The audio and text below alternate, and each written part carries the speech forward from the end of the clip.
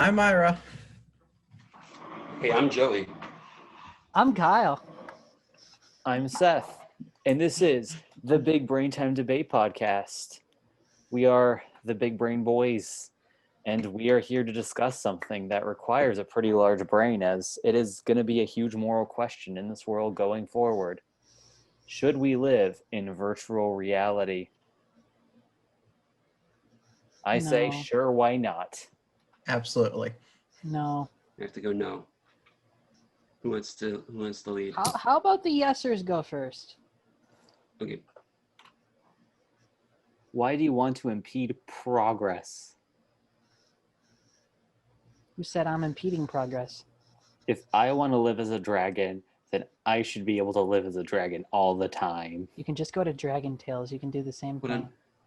Can we outline like what exactly we mean by VR? Because VR is technically a thing now, but we're talking about Yeah. like what are we talking like? What's a cultural touchstone? Like Ready Player One, VR. Yeah, what is our boundary here? Yeah, because we got like full immersive VR, and then like if we want to go even farther, then completely digital minds with like no bodies at all. You're just living in a virtual being. Oh man, yeah, Like that. Like that's really far, but like that gets into like some hard sci-fi. Oh man, yeah, that'd be interesting though. I was thinking the full immersion, brain hooked up to wires kind. So like the only thing physical is a brain, like a brain in a jar, basically that kind of thing. Yeah.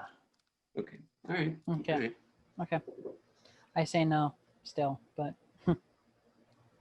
So I have a question. Does this make you like functionally immoral as long as the computer, or as long as the whatever you're hooked onto is online? technically yes. Who upkeeps the server? yeah, exactly. Who's in control? Robots, obviously, Highly trained. or other virtual beings controlling the server via remote control robots. That's not good. I think it should be highly trained monkeys. I don't think that's good either.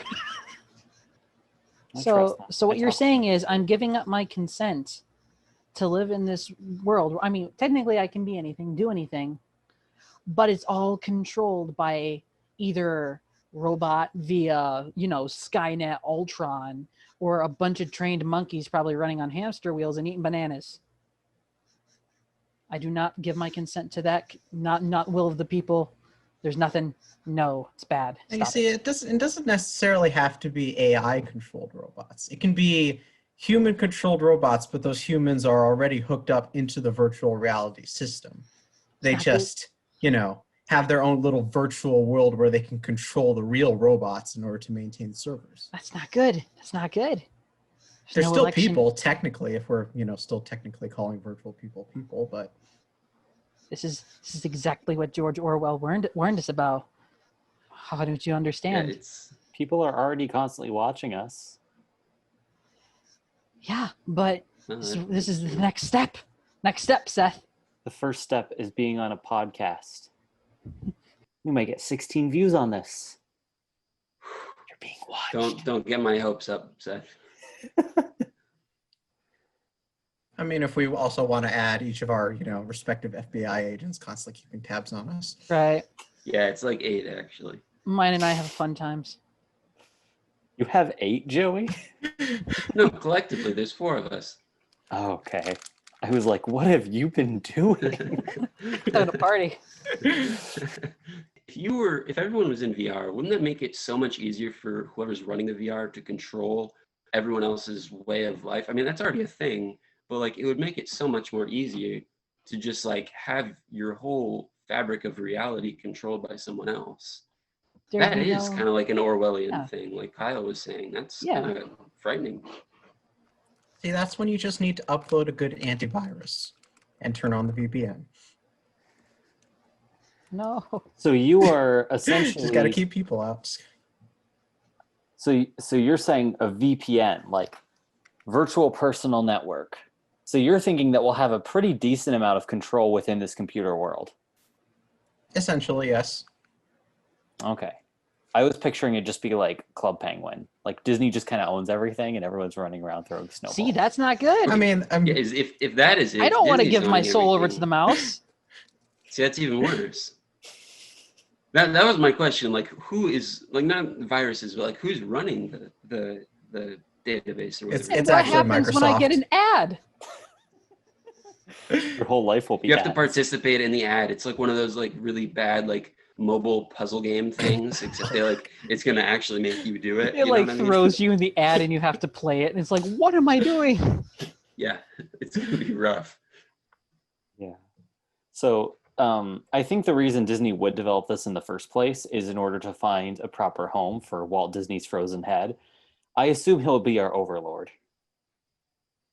Yeah, but I feel like they would be competing with Microsoft because they're getting because you know who's what we got for virtual reality right now is games, and Disney doesn't make games. They got rid of their games division, but Microsoft's going up in the world in terms of the game thing. They just bought out Bethesda and ZeniMax, which is the company that makes like Skyrim and Fallout and that sort of stuff. So yeah, So, Microsoft will probably be the one getting this stuff first. I mean, I haven't heard anything about Elon Musk doing anything with VR, but he seems like the kind of guy who would create brain in a jar virtual reality. I wouldn't put it past him. Like you gotta think that there's some sort of like physical server, right? Like some giant like router or whatever. I'm not very technological, but like, is this still on Earth? And if it's still on Earth, who's taking care of Earth? Is this gonna be like a Wall-E situation? With like little robots? I mean, we could start it off on Earth, but I'd probably recommend that we head out into space and use the sun to power up all the servers. Don't take my brain out of my body. Here's the thing. You go into VR. I mean, it's cool. It's cool. You can do what you want. You can have fun stuff. But there's no touch. There's like no physicality about it.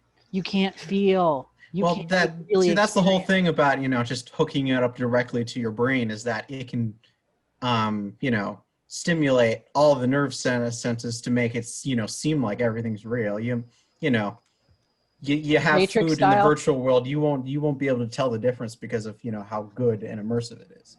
Is there a crime? What would a crime be? Yeah. I think the biggest crime will be speaking against Walt Disney and his frozen head. Look, Walt wasn't that bad real life. I don't think he'd be that bad, for one thing. Now, maybe somebody else, sure, but not Walt. The frozen head of Michael Eisner? Yeah, that'd do it. Or Michael.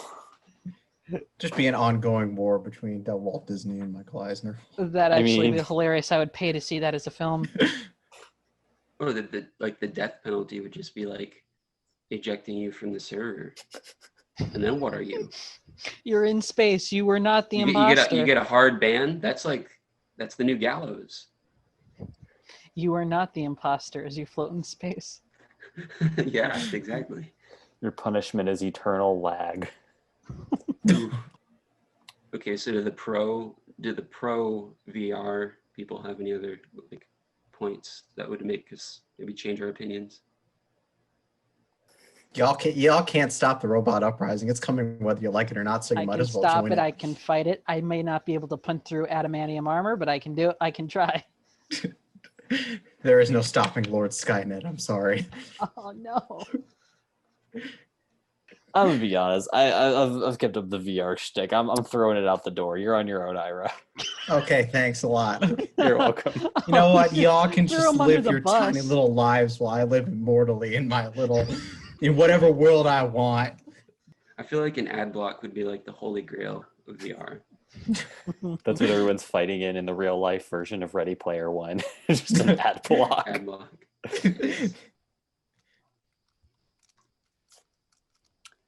Yeah. Because I'm guessing the only thing you could really... Because in the Matrix, the whole idea is that they're using human beings as batteries, which is crazy inefficient.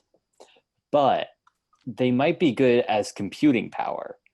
So, that being said, there is a decent chance that in the currency, like what in the VR world the machines or Walt Disney's disembodied head would want you for, is probably still labor. So you still end up with jobs and so forth. In which case, I wonder too if it'd be like you block ads in exchange for selling however much time of your own time to work at a marketing agency to make more ads. It'd be like, oh, I'm so sick of these ads. I'll pay you 10 hours to get rid of them for 5 hours. 10 hours of work so that I don't have to see them for 5 hours. Okay, you know what I think would be an interesting question? What persona would you adopt if you were in VR? That's a good question. So I thought you said you wanted to be a dragon, which I can't fault that. What about Ira? Does Ira want to be the Skynet controlling it, I think? Yeah, Ultron. Yeah, maybe from time to time, just take on the full-on Skynet persona. There you go. Ira. I'm stuck between King Ghidorah and Tim the Toolman Taylor. I don't know which. You could just be a combination. Oh, beautiful. Half no. Alan, half kaiju. I don't know whether I want to laugh or cry. You wouldn't want to be the new Phil Swift? Oh no, change my mind, That'd Phil. be pretty good. Okay. All right. Joey, you? I would be like 1960s era Paul McCartney. There you go. There That's you pretty go. dope. So that's the podcast. Well, folks, I hope you learned something today. Big brain time. Big brain time. Give you something to think about.